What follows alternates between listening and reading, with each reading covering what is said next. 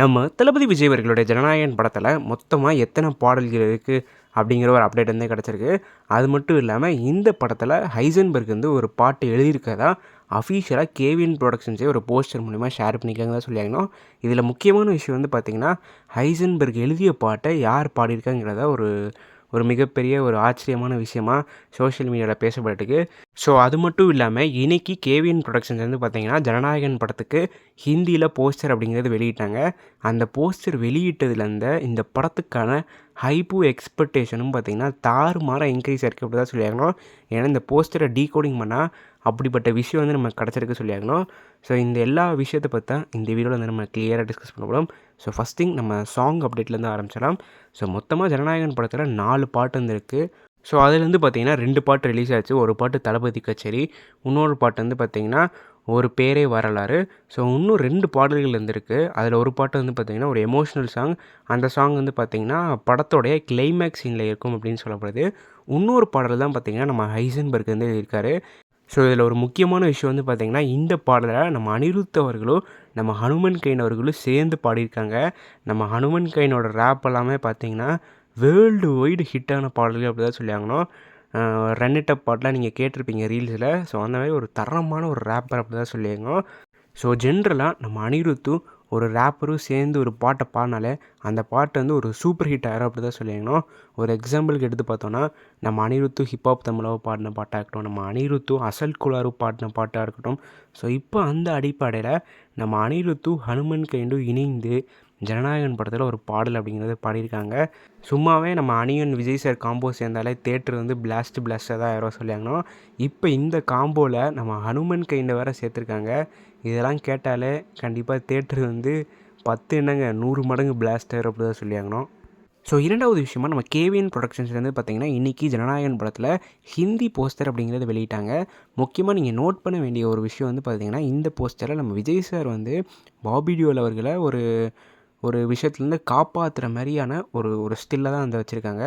But நம்ம பசங்க வந்து பார்த்திங்கன்னா சோஷியல் மீடியாவில் வந்து அந்த ஹீரோ வில்லன் கிளாஷ்க்கான போஸ்டர் எல்லாத்தையும் வந்து ஒரு கொலாப் மாதிரி பண்ணி அந்த அடிப்படையில் இந்த போஸ்டர் வந்து கொண்டு வராங்க. ஸோ இப்போ நீங்கள் எடுத்து பார்த்தீங்கன்னா மாஸ்டரில் விஜய் சாரும் விஜய் சேதுபதி சாரும், லியோவில் வந்து விஜய் சாரும் சஞ்சய் தத் சாரும், கோட்டில் வந்து பார்த்திங்கன்னா விஜய் சாரும் cloned version of Vijay sir. இப்போ அந்த அடிப்படையில் நீங்கள் ஜனநாயகன் படத்தில் விஜய் சாரும் பாபி டியோலே கொண்டு வரீங்க.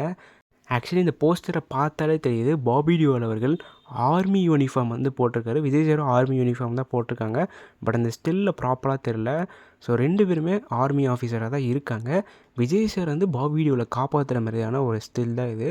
ஸோ பாபி டியோல் வந்து பார்த்திங்கன்னா ஜனநாயகன் படத்தில் வில்லன் ரோல் பண்ணல அப்படி தான் நினைக்கிறேன். எனக்கு தெரிஞ்சு மோஸ்ட்லி பிரகாஷ்ராஜ் இவர் தான் வந்து வில்லன் ரோல் பண்ணுறதுக்கான சான்ஸ் வந்து இருக்குது. Vijay sir and Prakashraj sir combo எனக்குமே வந்து ஒரு ஆல் டைம் ஃபேவரட். அது மட்டும் இல்லாமல் இவங்க காம்போ வந்து ஒரு black Bastar hero villain combo அப்படி தான் சொல்லியாங்கணும். ஸோ எனக்கு தெரிஞ்சு பிரகாஷ்ராஜ் அவர்கள் தான் வில்லனாக இருப்பார். பட் சோஷியல் மீடியாவில் வந்து பார்த்திங்கன்னா பாபி டியோல் தான் வில்லன் சொல்லிட்டு இருக்காங்க. பட் பாபி டியோல் வந்து வில்லன் கிடையாது. நீங்கள் இந்த ஸ்டில்லை பார்த்தாலே தெரியுது அவர் வந்து ஆர்மி யூனிஃபார்ம் வந்து போட்டிருக்காரு. அது மட்டும் இல்லாமல் இந்த ஸ்டில் வந்து கேவிஎன் ப்ரொடக்ஷன்ஸ் விட்டதுலேருந்து ஸோ ஃபேன்ஸ் மத்தியில் கதைக்கான எக்ஸ்பெக்டேஷன்ஸ் ரொம்பவே கூடிச்சு. ஏன்னா விஜய் சாரை போலீஸாக காட்டுறீங்க, ஒரு பொலிட்டீஷியனாக காட்டுறீங்க, ஒரு ஆர்மி ஆளாக காட்டுறீங்க.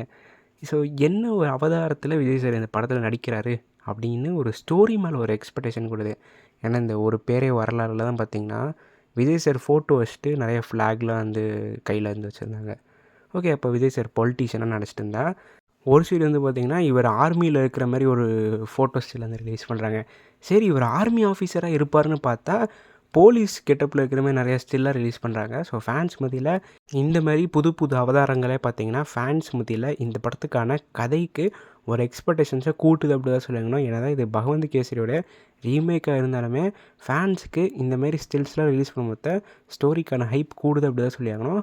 ஸோ என்ன தான் இந்த எல்லா ரோலுமே பகவந்த் கேசரியில் வந்தாலும் கூட நம்ம அச்சுவினோத் அவர்கள் அதே கேசரியை கிண்டி கொடுப்பாரா, இல்லைனா இந்த கேசரியை நல்லா கிண்டி ஒரு பிரியாணியாக நமக்கு கொடுப்பாரா? ஸோ அப்படிங்கிற உங்களுடைய ஹானஸ்டான கமெண்ட்ஸை மறக்காம கீழே கமெண்ட் பாக்ஸில் பதிவு பண்ணுவாங்க. ஸோ இந்த வீடியோ அவ்வளோதான். இந்த வீடியோ நான் இதோட முடிச்சுக்கிறேன்.